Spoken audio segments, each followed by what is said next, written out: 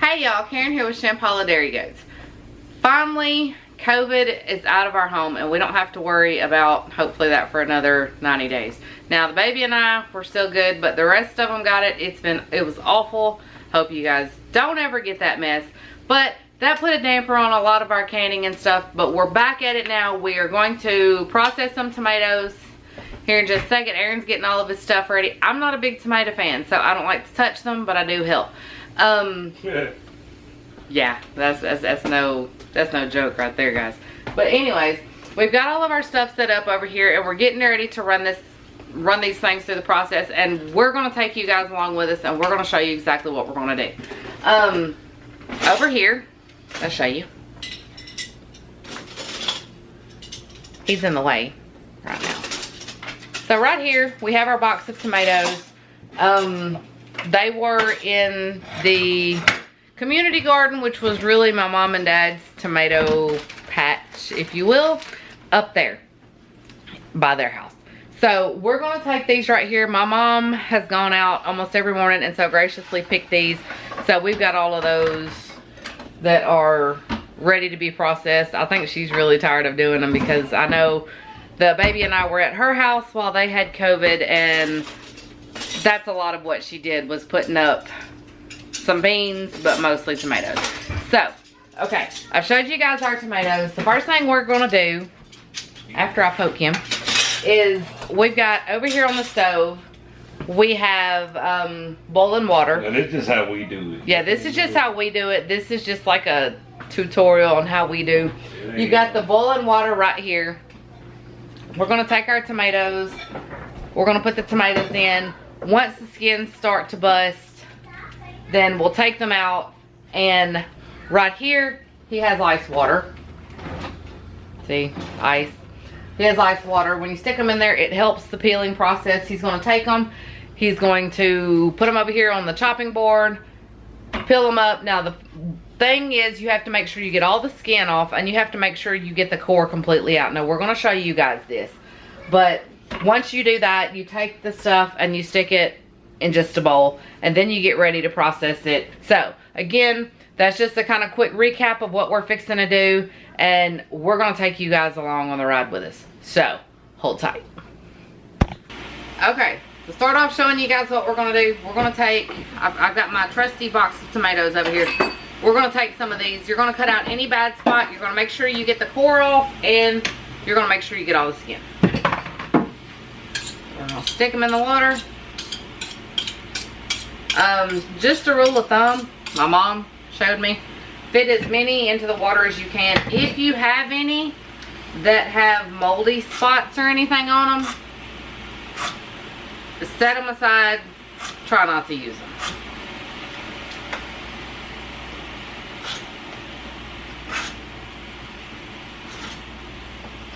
General rule of thumb,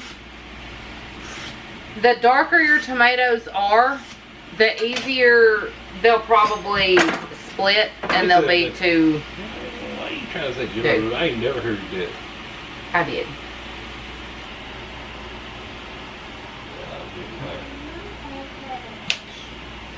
Okay, fixing to show you guys this tomato. Can you see? Not really. It's done cracked over here on this side. Not really sure if you can see that or if the camera will make it out, but it's cracked. We're gonna take it, we're gonna put it over here in the water. Sometimes they don't. I always thought they did. Hold on, I'll show you this one. See the split in the skin? That's how you know. That one didn't split, but yeah, sometimes they don't split. And all you do, just take a knife, put a little crack in it. wash them, blanch them, peel them, core them. Yo, it's hot. Mm-hmm.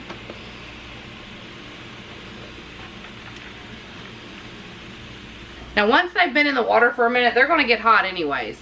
So go ahead, like I said, once you see the first ones starting to go ahead and split, then go ahead and you can get ready to pull the rest of them out. You don't have to necessarily wait for them to split like that. I like doing it because it makes it easier on me as a person who does not like tomatoes to peel the skin off of them, because sometimes I get over here and I help, and you can see as he's doing over here that it just works.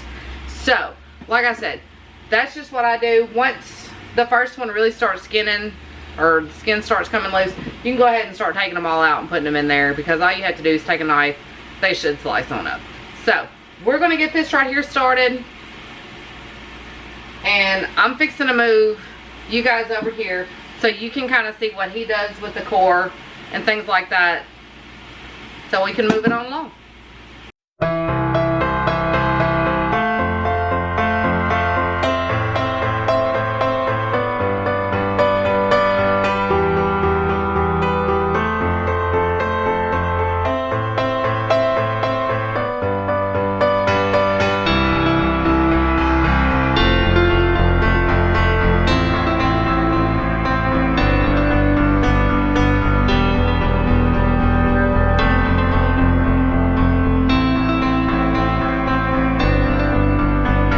You guys can see he's cutting off the tip of every, like the tiny part of the bottom of every tomato. Yeah, I don't know if it's got that little black spot. Well, yeah, if it's got the little black spot on I it. just don't like that spot. I don't know if you gotta do it or not. I just don't like seeing it. No. And he's taking out the core in the middle. Make sure you get the core, because if you put these things up with the core in them, from my understanding, they can make you sick. So once he does that, he puts some over in this other bowl over here, which you can see. So we're gonna go and finish this stuff up right here, and when we move into the jars, we'll see you guys in a second. Alright folks, welcome back to the kitchen. As we continue on with our tomatoes. As we left off, last time you see us corn, peeling and coring tomatoes. Put them in a big stock pot, covered up with water, brought it up, not to a boil, but got them hot. Made sure we got hot, sterile, clean, sterilized, clean jars, imported. You don't want some stuff that'll set up in your guts and hurt you. But since tomatoes, when you can them, they need a little bit of acid to them. So what we're doing, can you see that? Can you see me? Can you see me? We're using citric acid. Since we're doing quarts, we're doing a half teaspoon. If you do pints, it's quarter. Half teaspoon to each jar. Then we're going to pack them all out. If you don't have citrus acid, you do have lemon juice. You can use lemon juice. Go by the, I don't know exactly how much it is per jar of lemon juice, so I'm not going to tell you that. Down to the fun part. Let's pack them in there. Get your little jar and funnel thing deal. Promise you, you're going to want that. You can find these at any Walmart. Or Amazon. Or wherever. We're not fancy like that. I'm not going to leave you a link to Amazon. I don't have nothing like it. We're going to leave about once they get all packed in, we're going to leave about a ½ inch of head space. We'll fill it up. You can want to do one or two things in a minute. You can either fill it up with fresh boiling water. I'm just going to use the juice out of the stock pot. All the same.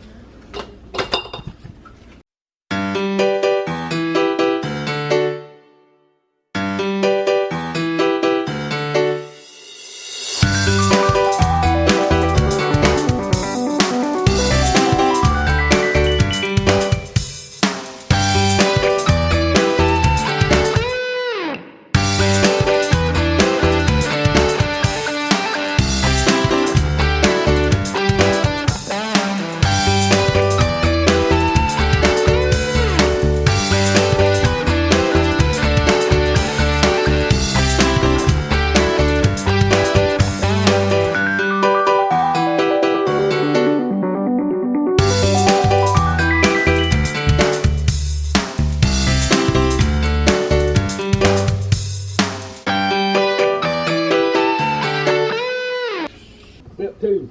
I'm not getting a ladle. I'm not doing that other crap. Look at there. Measuring tool. Good old Pyrex. I've been doing it kind of long enough to know.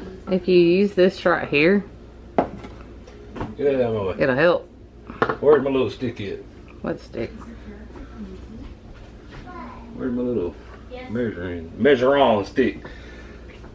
Buy the Canon kit. This comes in it. It's 2-part tube. Look at it. If I remember, I'll link that. Look for your headspace. It tells you right here if you need a 1 inch all the way down to a 1/4 inch. We're gonna go right there, that little mark right there. It's a 1/2 inch. What you looking for? Stick it in there, let it hold. Pour your water in. Right up to it, touch that little stick right there. That's a 1/2 inch. Or you do it enough, you just kind of get like me. I get my fat self down here and look. I know right about where the line Be is. roughly. It's roughly where the bottom it.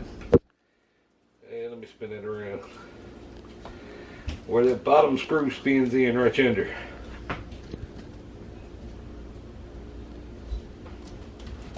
And I'm gonna make just a hair bit of a mess. You always do. Some of them I'm probably gonna overfill a little bit, but you'll see once we start moving some stuff around, get the air pockets out, it'll decrease that water line.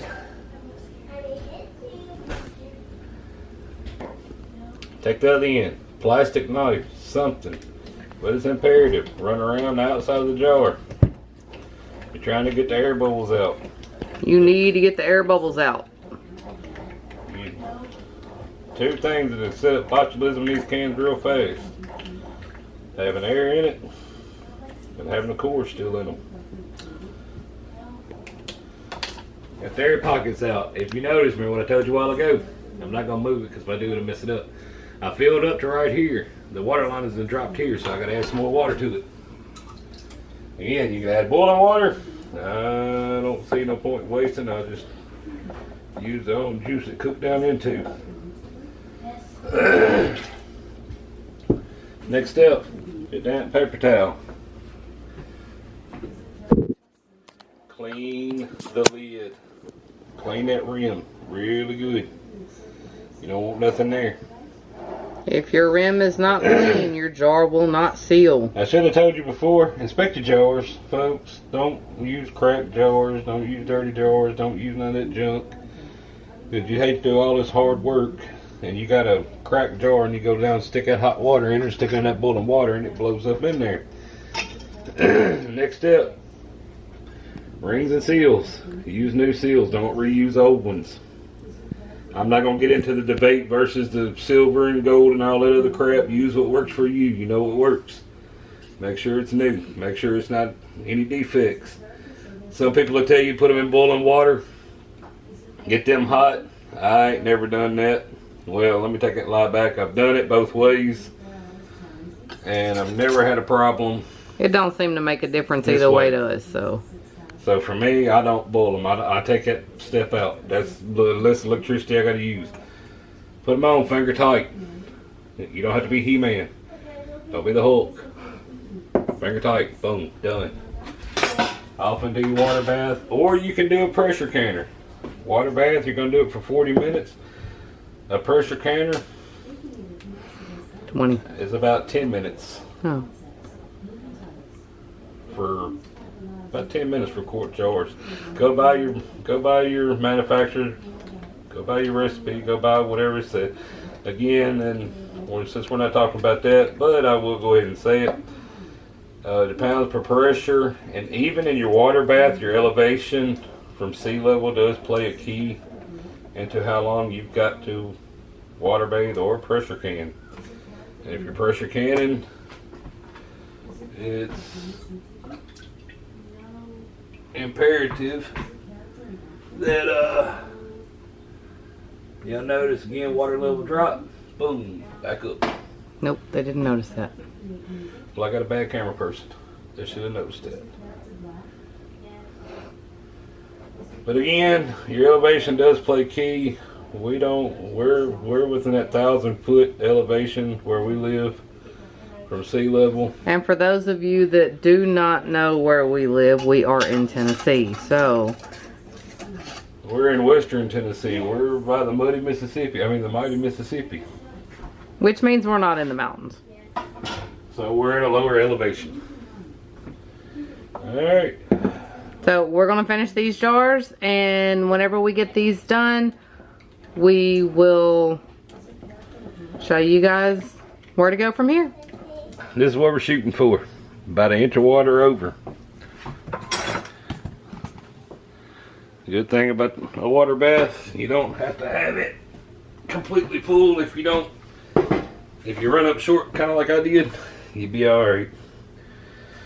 Put it on the burner, let it roll. We'll bring it to a boil. We'll cover her up, and 40 minutes later we will have processed tomatoes. This is the finished product that we have on all of our tomatoes. We ended up canning 11 quarts. All of our jars have sealed, so if you do it right, you'll have sealed tomatoes too. Alright guys, hopefully you have learned a little something from this. I know we kind of flip-flop people on you there for a little bit, but that just makes it more interesting. So, that's all for this video. We love you guys, and we'll see you in the next video.